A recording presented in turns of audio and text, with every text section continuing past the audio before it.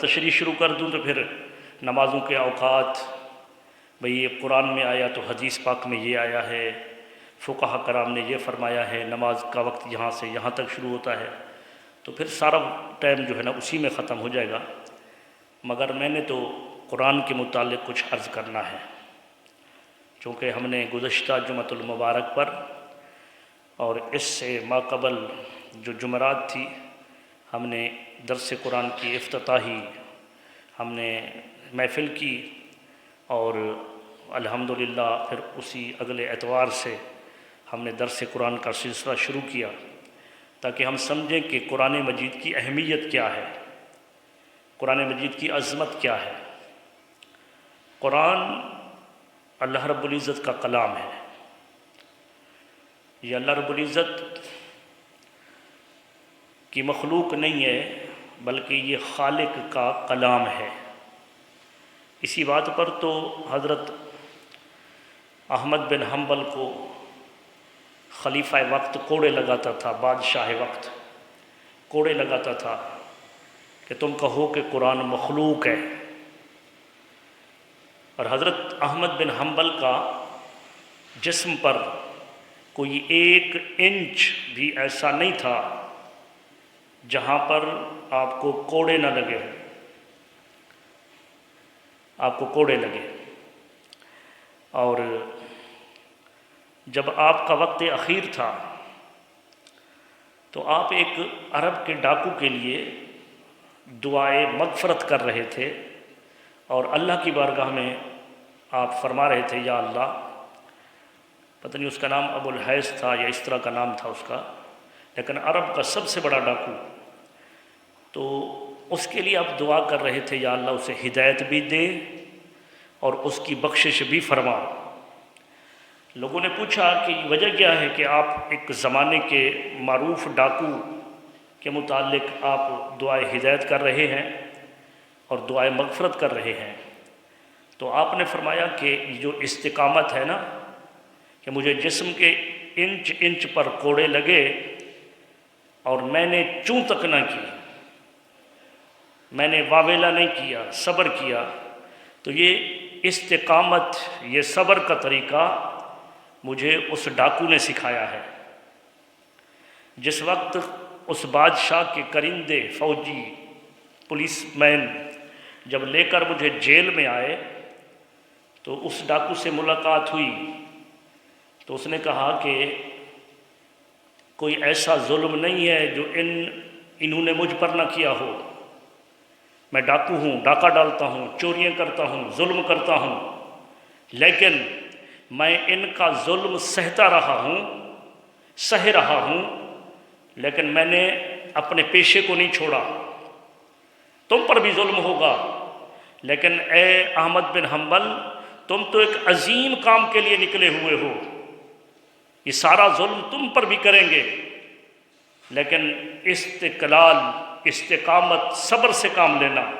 جب غلط کام کے لیے میں ڈٹا ہوا ہوں تو تم اس عظیم کام کے لیے بھی ڈٹ جانا۔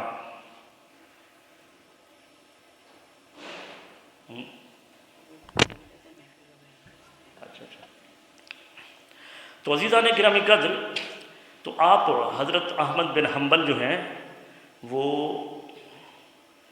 آپ اس ڈاکو کے لیے دعا کر رہے تھے۔ پھر ایسا ہوا کہ آپ کو کوڑے مارے گئے، کوڑے، سزائیں دی گئیں آپ کو، لیکن آپ نے سب ظلم و ستم برداشت کیے، لیکن پاؤں کے اندر لغزش نہ آئی۔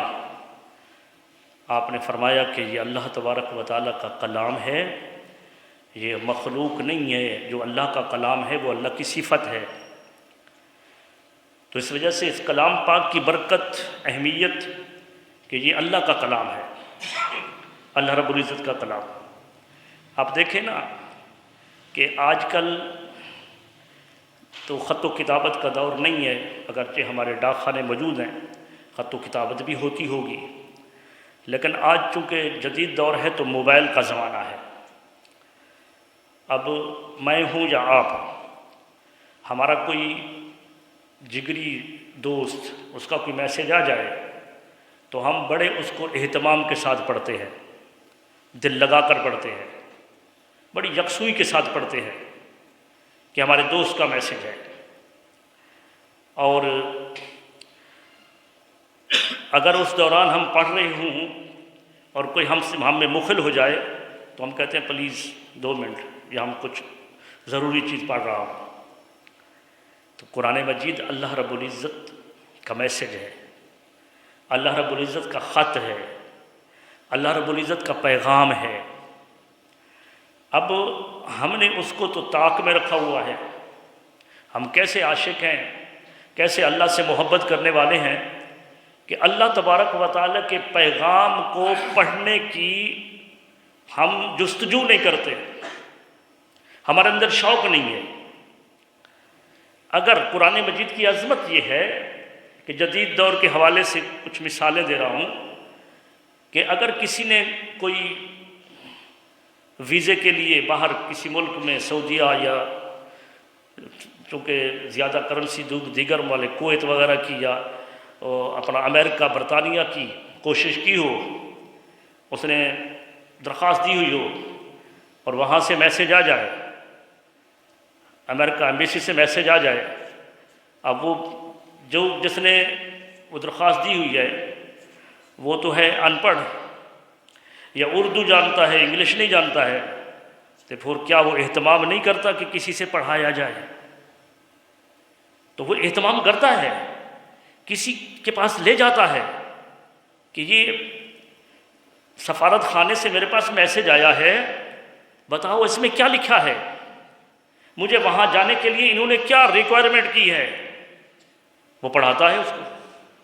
ہمارے پاس اللہ تبارک و تعالیٰ کا پیغام آیا، ایک برطانیہ سے امریکہ سے پیغام آیا، وہاں پر جا کر دنیا کے پیسے کمانے کے لیے ہم اس جستجو کرتے ہیں، اس ریکوائرمنٹ کو پورا کرتے ہیں، لیکن اللہ تبارک و تعالیٰ کا پیغام آیا ہے اور اللہ رب العزت نے اس میں فرمایا ہے کہ یہ میری ریکوائرمنٹ ہے، بس اس پر عمل کرو تو تمہارے لیے جنت کے دروازے کھول دوں گا، جنت کے دروازے تمہارے لیے کھلے ہیں۔ لیکن اس پورے میسج کو پڑھو، یہ کیا کہہ رہا ہے، ریکوائرمنٹ پوری کرو۔ تو ہم نے تو اس کو جزدان میں چھپا کر رکھا ہے۔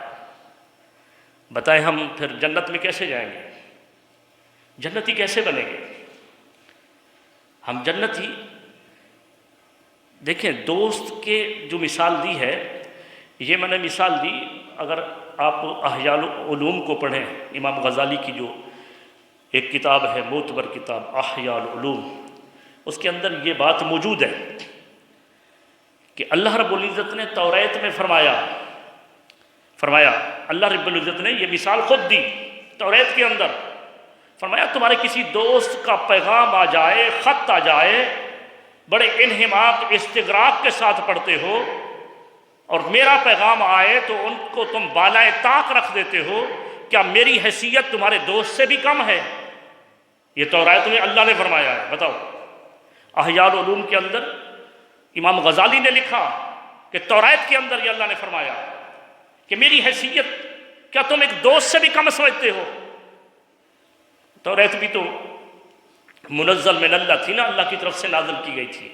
قرآن اللہ رب العزت کا آخری پیغام ہے، یہ اللہ تبارک و تعالیٰ کا آخری میسج ہے، اور اس پر رب کائنات نے اسلام کو مکمل کر دیا ہے۔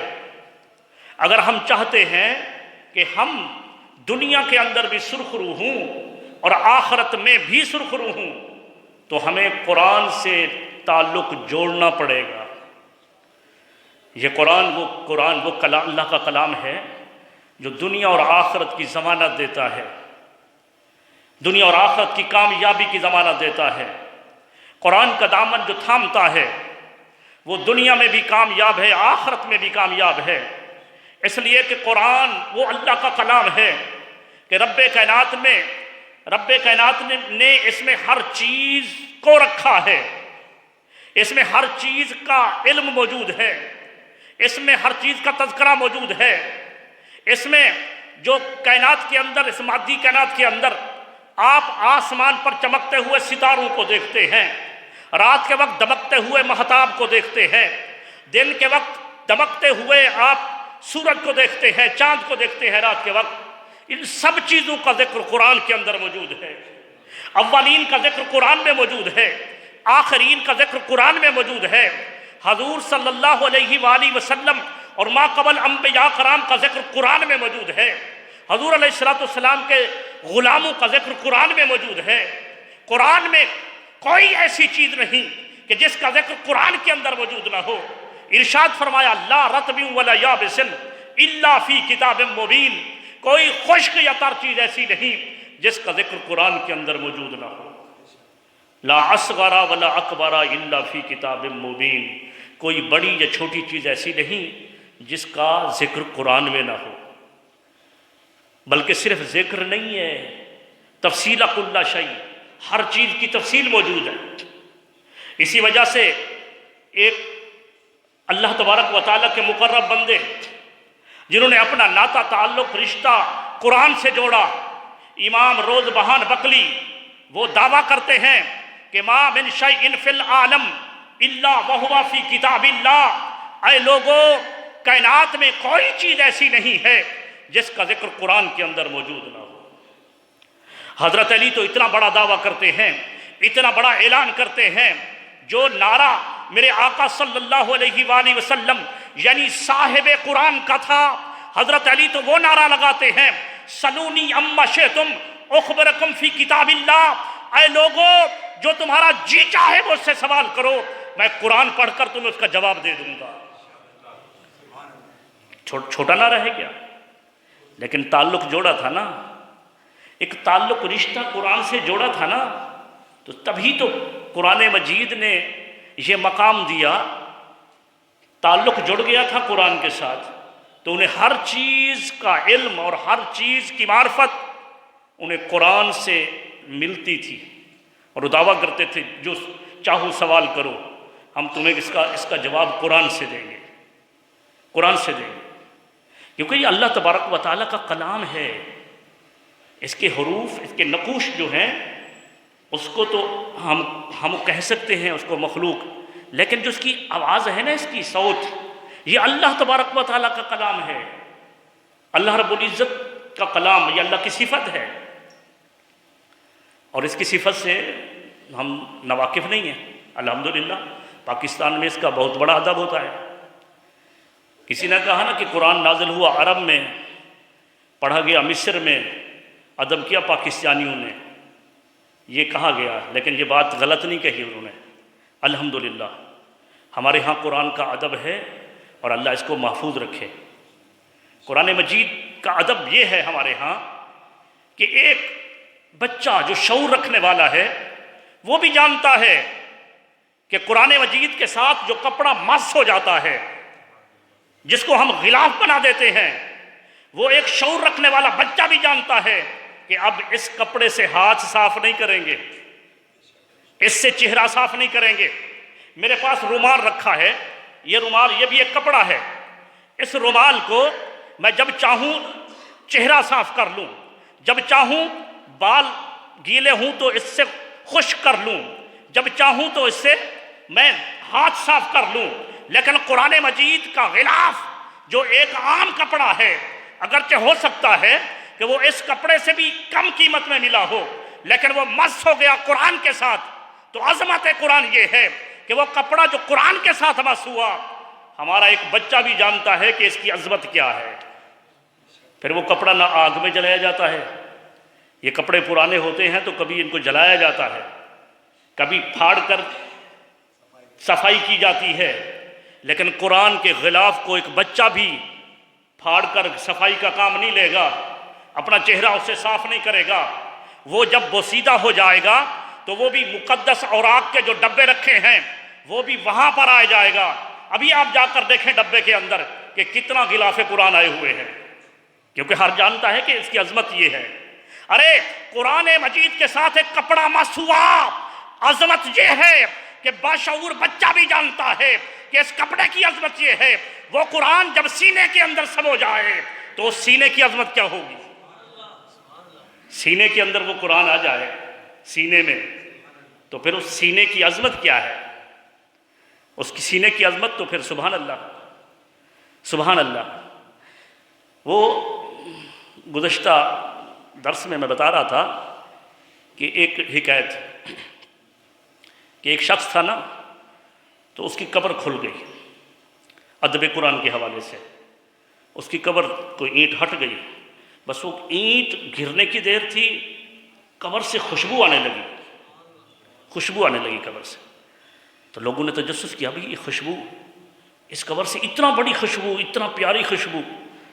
تو پھر وہ کسی نے جھانک کر دیکھا تو دیکھا کہ وہاں تو اندر گلاب کے پھول رکھے ہیں، گلاب کے پھول. اب تجسس بڑھا کہ بھئی اللہ کوئی ولی ہے، اللہ کا کوئی ولی. پوچھا کہاں کا ہے، پتہ چلتے چلتے اس گھر تک پہنچ گئے. تو اس کی بیوی سے پوچھا کہ تیرا شوہر کیا عمل کرتا تھا کہ اس کی قبر جنت کے باغوں میں سے ایک باغ بنی ہوئی ہے؟ تو اس نے کہا وہ تو ان پڑھ تھا، وہ تو قرآن ناظرہ بھی نہیں پڑھا ہوا تھا. عالم تو بڑی بات ہے، حافظ قاری تو بڑی بات ہے، وہ قرآن ناظرہ بھی نہیں پڑھا ہوا تھا. نماز پر استقامت تھی، لیکن ایک چیز ہے کہ وہ قرآن کا ادب بہت کرتا تھا. وہ جب گھر میں آتا تھا نماز پڑھ کر قرآن کو کھولتا تھا اور قرآن کے اوپر پہلی سطر پر ہاتھ رکھتا تھا اور یوں ہاتھ رکھ کر کہتا تھا باری تعالیٰ میں ان پڑھ ہوں، نہیں جانتا اس کا ترجمہ مفہوم، لیکن اتنا جانتا ہوں جو کچھ تو نے فرمایا ہے حق فرمایا ہے. ہر آیت پر ہاتھ رکھ کر یہ کہتا تھا کہ یہ بھی حق ہے، یہ بھی حق ہے، یہ بھی حق ہے، اس لیے کہ باری تعالیٰ تیرا کلام ہے، تو نے جو کچھ کہا ہے حق کہا ہے. تو علماء کرام نے کہا بس اسی کا صلہ ہے، اسی ادب کا صلہ ہے. ان کی قبر کو رب کائنات نے جنت کے باغوں میں سے ایک باغ بنا دیا ہے، جنت کے باغوں میں سے ایک باغ بنا دیا ہے. تو عزیزان گرامی قدر، قرآن مجید کی طرف ہم رجوع کریں. قرآن مجید فرقان حمید ہماری زندگیوں کو بدلنے کے لیے آیا ہے. قرآن مجید ہم جو بھی چاہتے ہیں قرآن سے ملے گا، جو بھی چاہتے ہیں قرآن سے ملے گا. قرآن مجید کی تلاوت صرف رمضان میں نہیں بلکہ قرآن مجید کی تلاوت کا ہم تمام کو معمول بنانا چاہیے کہ روزانہ کی تلاوت ہو. ہم اگر ہمارے والدین میں سے کوئی فوت ہو جائے تو ہم کرائے پر قرآن کیوں پڑھاتے ہیں؟ ہم خود کیوں نہیں پڑھتے؟ اور ہم اپنی زندگی میں قرآن کے پڑھنے کا معمول کیوں نہیں بناتے؟ صحابہ کرام کی زندگی پڑھو یا اولیاء کرام کی زندگی پڑھو تو فقہا کرام نے فرمایا کہ 3 دن سے کم قرآن پڑھنا اس میں کراہت ہے، یعنی ختم پورا کرنا. یہ بھی انہوں نے اس وجہ سے فرمایا کہ اس میں مشقت ہے. بھی کوئی کہے کہ میں 2 دن میں قرآن ختم کروں گا تو 2 دن میں 15 پارے ایک دن پڑھنے پڑیں گے نا. تو اس وجہ سے امت کی مشقت کے لیے انہوں نے فرمایا کہ اس میں یہ مکروہ ہے. ورنہ اللہ کے ایسے ولی ہوئے جنہوں نے 1 دن کے اندر بھی قرآن کو ختم کیا، 1 دن کے اندر. حافظ جی سرکار، یہ جن کا یہاں سلیم سنٹر پر جن کا مزار ہے، ان کو تو ہم نے بھی دیکھا ہے، وہ 2 ختم قرآن کرتے تھے 24 گھنٹے میں. تو ایسے ہوئے. لیکن میں بتا رہا ہوں فقہا کرام نے فرمایا امت پر مشقت نہ ہو، لہٰذا 3 دن تک 10 پارے 3 دن تک پڑھے جا سکتے ہیں. صحابہ کرام کا یہ معمول تھا کہ وہ 1 حزب روزانہ پڑھتے تھے. 1 حزب تقریباً 4.5 7 منزلیں ہیں. 7 منزل، 1 منزل روزانہ. قرآن کی کتنی منزلیں ہیں؟ 7 منزلیں ہیں قرآن کی. آپ نیچے کبھی دیکھیں گے نا، ابھی تک غور اگر نہ کیا ہو تو نیچے لکھا ہوتا ہے پہلی منزل، پھر آپ 3.5 4 پارے 4.5 پارے آگے جائیں گے دوسری منزل، تو آخر میں جائیں گے تو 7ویں منزل. قرآن کی 7 منزلیں. صحابہ کرام میں سے کتنا ایسے تھے جو روزانہ 1 منزل پڑھتے تھے. پتہ چلا کہ جب 1 منزل روزانہ پڑھتے تھے تو 7 دن میں ختم قرآن کرتے تھے. 7 دن میں ختم قرآن. اور اگر ہم معمول بنا لیں 1 پارہ پڑھنے کا تو 1 پارہ پڑھنا کوئی مشکل نہیں ہے. جو ناظرہ پڑھے ہوئے نا دوست، وہ بھی بہت کم سپیڈ کے اندر جو ہے وہ اگر ناظرہ سپیڈ زیادہ ہے تو جلدی، ورنہ وہ 30-35 منٹ پہ تو ضرور ختم کر لے گا۔ 30-35 منٹ میں ایک پارہ، تو ہم 24 گھنٹے میں قرآن کو ایک 30-35 منٹ بھی نہیں دیتے۔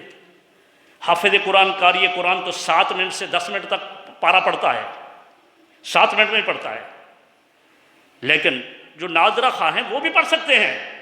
تو ہمیں قرآن کی تلاوت کرنی ہے، ہمیں اپنا ذخیرہ آخرت کے لیے خود بنانا ہے۔ تو بہتر ہے جو ہم کسی اپنے والدین کے ایصال ثواب کے لیے جن کو ہم بلائیں گے، جن کو بلا کر قرآن پڑھائیں گے، کیا وہ خلوص دل سے قرآن پڑھیں گے؟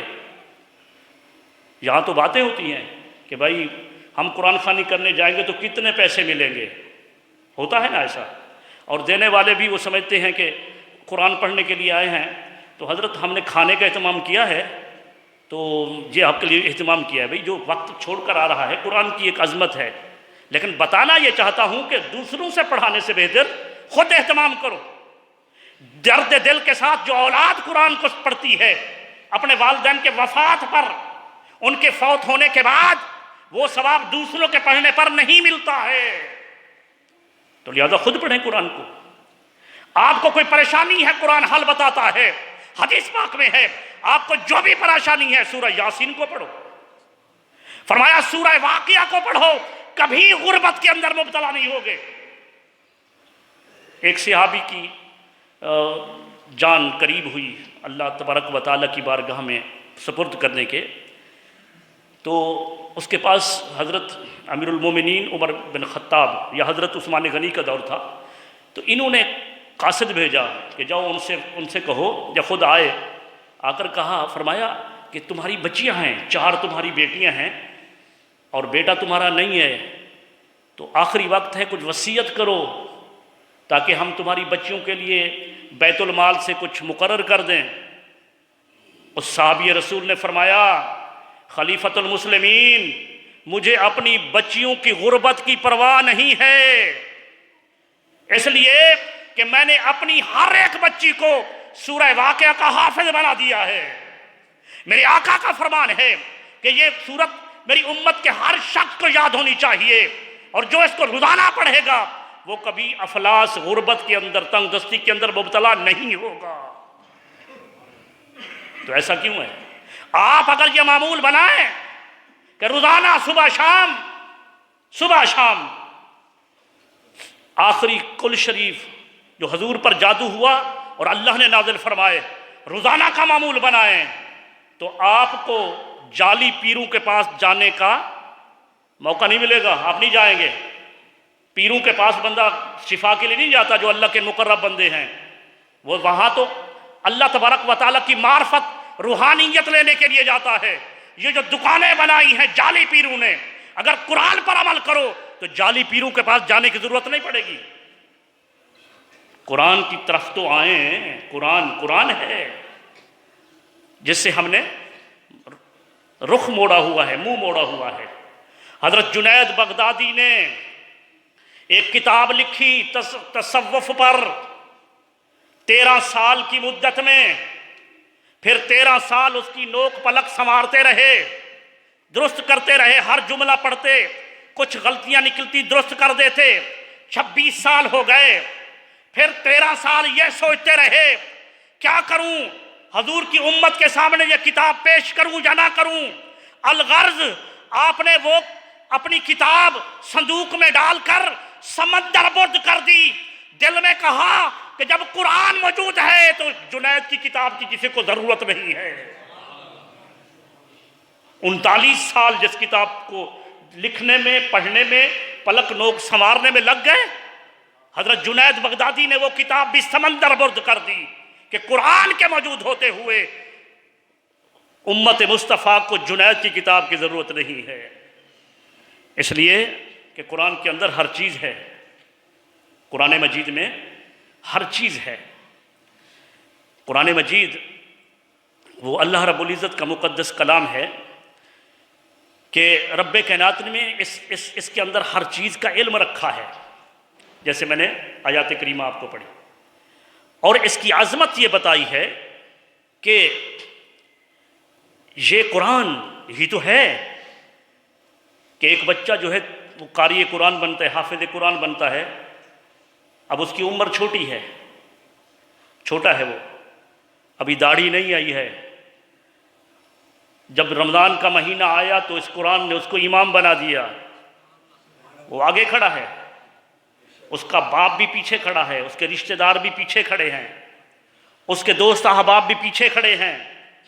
ارے یہ مصلی امامت پر کس نے کھڑا کیا اسے؟ قرآن نے کھڑا کیا۔ یہ قرآن مجید کی عظمت ہے۔ اگر کوئی ثواب کا دل دادا ہے کہ ثواب چاہیے مجھے، تو سنو، آقا علیہ الصلوۃ والسلام کا فرمان ہے کہ ثواب بھی قرآن کی تلاوت سے کسی اور چیز میں نہیں ہے، قرآن سے زیادہ، قرآن سے زیادہ کسی اور چیز میں ثواب بھی نہیں ہے۔ حضور علیہ الصلوۃ والسلام نے فرمایا کہ الف لام میم، مثال دی حضور نے، فرمایا الف لام اور میم یہ ایک حرف نہیں ہے، بلکہ یہ 3 حرف ہیں، اور ہر حرف کے پڑھنے پر 10 نیکیاں ملتی ہیں، ہر حرف کے پڑھنے پر 10 نیکیاں ملتی ہیں۔ ایک روایت میں آیا کہ 30 نیکیاں، 30 چیزیں ملتی ہیں، 10 نیکیاں ملتی ہیں، 10 درجے بلند ہوتے ہیں، 10 گناہ مٹ جاتے ہیں۔ ایک قرآن کا حرف پڑھا، رب کائنات نے نامہ اعمال میں 10 نیکیوں درج فرما دیں، 10 گناہ مٹا دیے، 10 درجے بلند کر دیے۔ اب پوچھو نا کہ جو قرآن کو حفظ کرتا ہے وہ ایک آیت کو کتنے دفعہ پڑھتا ہے؟ یہ ہمارے کیلکولیٹر کام نہیں کرتے حساب کتاب میں، تو نیکیوں کے اندر بھی قرآن کی کوئی مثل نہیں، بلکہ حدیث پاک میں آیا، حضرت ابو ذر غفاری سے آقا علیہ الصلوۃ والسلام نے فرمایا ابو ذر، اگر تو روزانہ جا کر ایک آیت کو سیکھے، تیرے رات کے 100 رکعت نفل سے بہتر ہے۔ ہم میں سے آج کوئی پڑھتا ہے 100 رکعت نفل؟ میں تو نہیں پڑھتا بھائی، سیدھی سی بات ہے، سچی سی بات ہے۔ پرتکلف متقی بننے کا شوق نہیں ہے مجھے، ساری رات جو ہے وہ عبادت ہونا چاہیے، لیکن وقت نہیں ہے ہمارے پاس۔ کون پڑھتا ہے ایسا؟ اللہ کے ولی ایسے کرتے ہوں گے، لیکن اس 100 رکعت سے بہتر جو امام الانبیاء نے فرمایا، ابو ذر غفاری رضی اللہ تعالیٰ عنہ سے فرمایا، اگر ایک آیت کو سیکھے تو پھر 100 رکعت سے بھی اس ایک آیت کے سیکھنے کا ثواب زیادہ ہے۔ اب یہ حدیث مکمل نہیں ہوئی، فرمایا اگر قرآن مجید میں سے کسی سورت یا ایک رکوع کو سیکھے، قرآن مجید کی چھوٹی صورتیں ہیں یا بڑی صورتیں، فرمایا ایک سورت یا کسی رکوع کو سیکھے، فرمایا 1000 رکعت سے افضل ہے، 1000 رکعت سے، 1000 رکعت سے افضل کیا ہے؟ قرآن مجید کو سیکھنا، قرآن مجید کو سیکھنا۔ اگر کوئی ایسے پڑھتا ہے قرآن مجید جو الف لام میم حضور علیہ الصلوۃ والسلام نے مثال دی ہے، اس کا معنی تو کوئی نہیں جانتا سوائے اللہ اس کے رسول کے۔ یہ حروف مقطعات یا آیات مقطعات جتنی بھی قرآن کے اندر ہیں، اس کا معنی و مفہوم اللہ اس کا رسول جانتا ہے اور کوئی نہیں جانتا۔ اگر حضور نے مثال بھی ان کی دی، اگر کوئی ان کو پڑھے جن کا معنی اللہ اس کے رسول کے سوا کوئی نہیں جانتا، اس پر اتنا نیکیاں ملتی ہیں۔ اگر کوئی سمجھ کر پڑھے جو دوسری آیات محکمات اور دوسری آیات کریمہ ہے، تو ان کا ثواب کتنا ملتا ہوگا۔ یہی تو وجہ ہے نا کہ قاری قرآن سے کہا جائے گا آخرت کے دن کہ اب قرآن پڑھ، حافظ قرآن، قاری قرآن۔ ہم بہت کچھ کرتے ہیں سب کچھ حاصل کرنے کے لیے، اپنے بچوں کے لیے محنت کرتے ہیں، لیکن دنیا کو سنوارنے کے لیے ناجائز نہیں کرو، لیکن آخرت کے لیے بھی کچھ سوچو، کچھ ایسا سوچو کہ آخرت کا سبب بھی بن جائے، آخرت کا سبب بھی بن جائے۔ حقارت کی نگاہ سے یہ مدارس کے طلباء کو نہ دیکھو، کبھی مدرسے میں جاؤ تو نیچے ٹاٹ بھی پھٹے ہوئے، کھانا بھی کبھی میسر آئے یا نہ آئے۔ جتنا کسی نے مشقت میں پڑھا، اللہ نے اتنا اسے عظمت عطا کی۔ میرے استاد محترم مولا محمد سیالوی رحمۃ اللہ علیہ فرماتے تھے کہ ہم جب پڑھتے تھے تو ہم تو پیاز کے ساتھ روٹی کھاتے تھے، ایک کچا پیاز جیب کے اندر، اور زمانے نے دیکھا کہ پھر وہ پورے پاکستان بیت المال کے چیئرمین بھی بنے، اس سے بڑے عہدے بھی ملے انہیں۔ جتنا کسی نے مشقت حاصل کی اتنا رب کائنات نے درجے عطا کیے۔ یہ ٹاٹ پر بیٹھنے والوں کو حقارت کی نگاہ سے نہ دیکھو۔ اگر یہ یونیورسٹیوں کے اندر وہ ایئر کنڈیشن کے اندر پڑھنے والے طلباء جن کا نصاب وہ آکسفورڈ یونیورسٹی کا ہو یا کیمبرج یونیورسٹی کا ہو، ارے سب سے بڑا نصاب ان مدرسوں کا ہے جو نصاب خدا کا بھیجا ہوا ہے۔ یہ نصاب خدا نے بھیجا ہے، یہ تمہاری یونیورسٹیوں کا نصاب ان کا مقابلہ نہیں کر سکتے۔ تو لہٰذا اس طرف بھی آؤ کہ ہمارے ایک بچہ تو بڑی ذہین ہے، ذکی ہے، بھائی اس کو ہم میڈیکل کرائیں گے، ڈاکٹر بنائیں گے، یہ بچہ تھوڑا غبی ہے، مدرسے میں بھیج دو۔ ارے دین اسلام کے لیے غبی کی ضرورت نہیں، ذہین کی ضرورت ہے، ذہین کی ضرورت ہے۔ دین کی طرف آؤ۔ دنیا میں اگر کچھ بھی نہ ملا، تنخواہ بھی کم اور مرات بھی کم، دنیا میں کچھ نہ ملا تو آخرت میں تو ہے۔ رب کائنات قاری قرآن سے فرمائے گا کہ جیسے قرآن تو پڑھتا تھا دنیا کے اندر، اقرا اب تو پڑھ اور چڑھتا جا، جہاں تیری منزل ہوگی جنت میں وہی تیرا آخری مقام ہوگا۔ یہ مقام قاری قرآن کو ملے گا، حافظ قرآن کو ملے گا۔ اور یہ عظمت بھی حافظ قرآن کی کہ حافظ قرآن جب نفسی نفسی کا عالم ہوگا، جنتی جنت میں جا رہے ہوں گے، تو حافظ قرآن دیکھے گا کہ میرے کنبہ خاندان کے لوگ بھی تو جہنم میں جا رہے ہیں، ہے میرا خاندان لیکن جہنم میں جا رہے ہیں۔ باری تعالیٰ کی بارگاہ میں عرض کرے گا، باری تعالیٰ یہ میرا فلاں رشتہ دار وہ جہنم میں بھیجا جا رہا ہے۔ اللہ تبارک و تعالیٰ فرمائے گا تو نے میرے کلام کو سینے میں سمویا، تیری عظمت یہ ہے تو کہتا جا میں اسے جنت میں بھیجتا جاؤں، کہتا جا۔ حدیث پاک میں آیا کہ وہ جن پر جہنم واجب ہو چکی ہوگی، 10 وہ خاندان کے لوگ جن پر جہنم واجب ہو چکی ہوگی، تو ان کو اللہ تبارک و تعالیٰ ان کی شفاعت سے جنت میں بھیج دے گا، جنت میں بھیج دے گا۔ یہ مقام کوئی کم ہے؟ تو لہٰذا عزیزان گرامی قدر، چونکہ وقت کی پنہائیوں میں گنجائش نہیں، میں تو بہت کچھ کہنے کو تیار تھا۔ درس قرآن ہماری مسجد میں بھی شروع ہوا، پہلے بھی ہوتا تھا، لیکن افسوس کی بات یہ کہ درس قرآن میں وہ جو چند لوگ ہوتے ہیں، اتوار کا چونکہ ٹائم ہوتا ہے تو اس وقت چند لوگ بیٹھتے ہیں۔ یہ محفل کوئی عام محفل نہیں۔ آخری حضور علیہ الصلوۃ والسلام کا پیغام سنا کر اپنی گفتگو کو ختم کر رہا ہوں کہ اس محفل کے اندر، درس قرآن کی محفل کے اندر آنے کا ثواب کیا ہے، اس کی عظمتیں کیا ہیں، تاکہ ہم کچھ آخرت کے لیے بھی سوچیں اور اس بات کا اہتمام کریں کہ درس قرآن اور قرآن کے ساتھ ہم اپنا تعلق جوڑیں۔ یہ زمانے کی گردش، یہ زمانے کے اندر جو یہ تکلیفوں کا، مصیبتوں کا نازل ہونا، یہ اس وجہ سے ہے کہ ہم نے قرآن کے دامن کو چھوڑ دیا ہے، قرآن کے دامن کو چھوڑ دیا ہے۔ وہ کیا شعر پتہ نہیں، مجھے یاد نہیں کرتا ہوں، نہ میری طبیعت ہے، وہ ہے نا کہ درس قرآن اگر ہم نے نہ بھلایا ہوتا، یہ زمانہ نہ زمانے نے دکھایا ہوتا۔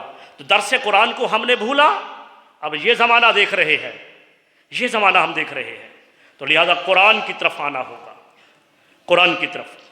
تو درس قرآن میں حضور علیہ الصلوۃ والسلام کا فرمان ہے۔ آقا علیہ الصلوۃ والسلام نے فرمایا کہ جب بھی مومنین کہیں اللہ کے گھر میں، اللہ کے گھروں میں سے کسی گھر میں جب کسی محفل کا انعقاد کرتے ہیں تو فرمایا ان پر چند انعامات ہوتے ہیں، ان پر چند انعامات ہوتے ہیں۔ وہ چند انعامات کیا ہیں؟ فرمایا پہلا انعام یہ ہوتا ہے کہ اس محفل کو، درس قرآن کی محفل کو، فرمایا کہ اللہ تبارک و تعالیٰ کے فرشتے ڈھانپ لیتے ہیں، وہ اللہ تبارک و تعالیٰ کے مقربین فرشتے، اللہ کی نورانی مخلوق، جہاں بھی کوئی درس قرآن کی محفل ہو، اللہ تبارک و تعالیٰ اس کے پیارے حبیب صلی اللہ علیہ وسلم کی ہیرو کال ہو، اس محفل کی عظمت یہ ہے کہ اس محفل کو اللہ رب العزت کے فرشتے ڈھانپ لیتے ہیں۔ پہلا یہ فرشتے ہوتے ہیں، ہمیں دکھائی نہیں دے، فرشتے دکھائی نہیں دیتے، لیکن اس پر ہمارا ایمان تو ہے نا کہ حضور نے فرمایا ہے۔ ہمیں حضور علیہ الصلوۃ والسلام کے فرمان پر اسی طرح یقین ہے جس طرح اس وقت دن ہونے پر یقین ہے۔ حضور نے سچ فرمایا، فرشتے نظر آئیں یا نہ آئیں، لیکن حضور نے فرمایا کہ اس محفل میں فرشتے موجود ہوتے ہیں اور اس کو اپنی فرشتے اس کو ڈھانپ لیتے ہیں۔ اور دوسرا فرمایا انعام یہ ہوتا ہے محفل کے شرکا پر نزلت علیہم السکینہ، فرمایا کہ ان پر سکون نازل ہوتا ہے، سکون نازل ہوتا ہے۔ ابھی آپ کچھ ہیلو کال قرآن کی سن رہے ہیں نا اللہ کے گھر میں، سچی بات بتائیں سکون مل رہا ہے؟ دل کو نہیں مل رہا؟ یہ جو تھوڑے سے لمحات میں یہاں ہم آئے ہیں، اس کو بھی آپ دیکھ لیں، پھر رات کے وقت کسی ہوٹل میں دوستوں کے ساتھ گپ شپ میں یا دیگر کسی اس میں دیکھ لیں کہ سکون کہاں ملتا ہے۔ سکون اللہ کے ذکر میں ملتا ہے، اللہ کے ذکر میں۔ اللہ تبارک و تعالیٰ کا قرآن اللہ کا ذکر ہے۔ جو اس محفل کے شرکا ہوتے ہیں، فرمایا نازلت علیہم السکینہ، اس پر سکون نازل ہوتا ہے، سکون نازل ہوتا ہے۔ اور تیسرا انعام یہ فرمایا، تیسرا انعام محفل کے شرکا پر فرمایا کہ غشیت علیہم الرحمہ، اللہ کی رحمت اسے ڈھانپ لیتی ہے۔ اللہ کی رحمت، جو شرکا درس قرآن اللہ تبارک و تعالیٰ کے ذکر کی کسی محفل کے اندر شریک ہوتے ہیں، غشیت علیہم الرحمہ، اس کو اللہ کی رحمت ڈھانپ لیتی ہے۔ وہ دکھائی تو دے رہے ہیں کہ کرم الہی مسجد میں بیٹھے ہیں، حقیقت یہ ہے کہ وہ اللہ کی رحمت جو سمندر کی طرح ہے، وہ اس کے اندر غوطہ زن ہے، ڈوبے بیٹھے ہیں اللہ کی رحمت میں۔ یہ اللہ تبارک و تعالیٰ کا انعام ہوتا ہے شرکا پر۔ اور چوتھا انعام یہ ہے کہ فرمایا کہ ذکرہم اللہ، اللہ تبارک و تعالیٰ ان کا ذکر کرتا ہے، ما عندہ، جو ان کے پاس ہے۔ لوگ بیٹھ کر اللہ کا ذکر کر رہے ہیں، درس قرآن کی محفل میں موجود ہیں، اللہ کے کلام کی وہ تلاوت، اس کا مفہوم تشریح سن رہے ہیں۔ یہ دنیا کے اوپر ایک مسجد کے اندر، کسی گھر کے اندر وہ درس قرآن کی اس محفل میں شریک ہیں۔ رب کائنات کیا کرتا ہے؟ جو اس کے پاس ہے، کون ہے اس کے پاس؟ ملائکہ۔ وہ ملائکہ میں بیٹھ کر ان کا ذکر کرتا ہے، ملائکہ میں بیٹھ کر ان کا ذکر کرتا ہے۔ یہ چھوٹی بات ہے، یہ کوئی کم بات نہیں ہے، کم بات نہیں ہے۔ حضور علیہ الصلوۃ والسلام کی بارگاہ میں حضرت ابی بن کعب آئے، فرمایا ابی اللہ کا کلام سناؤ، اقرا علیہ، مجھ پر اللہ کا کلام پڑھو۔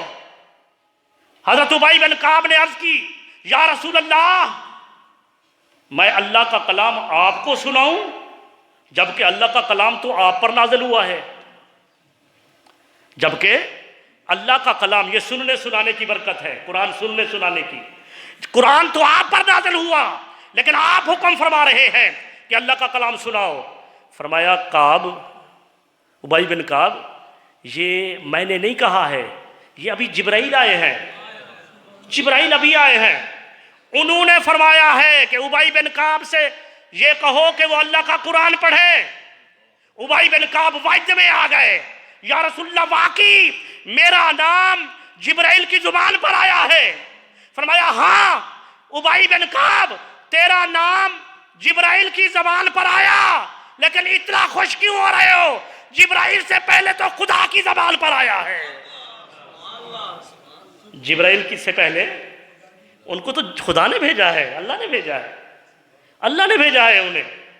تو یہ قرآن کی عظمت ہے، یہ قرآن۔ یہی تو مجھے شکوہ ہوتا ہے میڈیا والوں سے، میڈیا کو سے شکوہ یہ ہے کہ میڈیا کو اگر آئے دن آپ خبریں سنتے ہیں، میں نے بھی کیبل لگایا اپنے گھر کے اندر، لیکن وہ جو دوسرے چینلوں کو ہٹا دیا، اب نیوز کے اندر بھی ہم برائی سے نہیں بچ پاتے، وہاں بھی کوئی ایسے ایڈ آ جاتے ہیں کہ جو برائی والے ہیں، تو وہاں بھی بتا رہے ہوتے ہیں کہ فلاں گویے نے، فلاں کنجر نے، فلاں کنجری نے فلاں جگہ پر ڈانس کیا، یہ کام کیا، پاکستان کا نام روشن کر دیا۔